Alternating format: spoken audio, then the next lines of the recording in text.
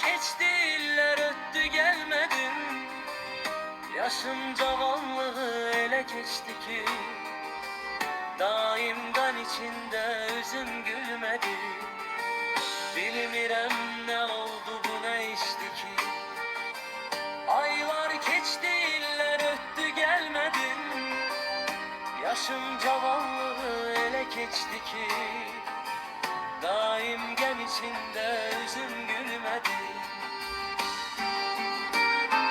Zərif gülüşlərin yadıma gəlir, yaz bahar ətirli o gülüşlərin.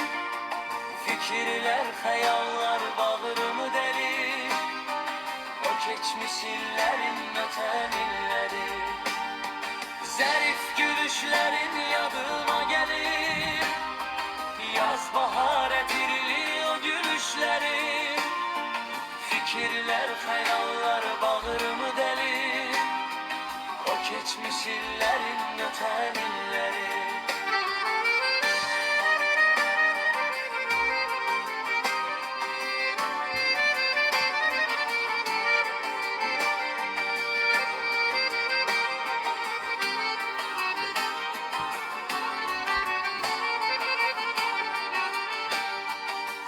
Həsrətəm baharın o gül ətrinə, deyirəm nə vaxtsa bahar gələcək.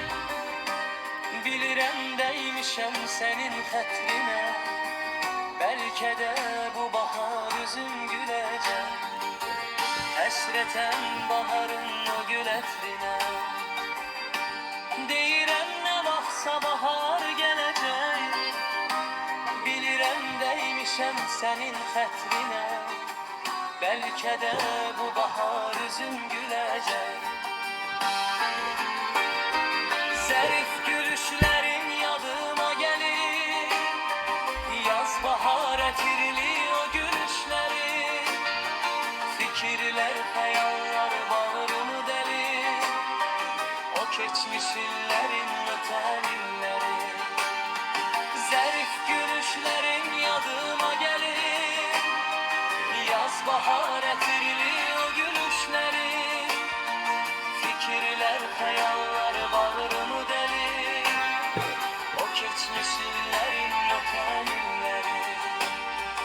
O keçmiş illerin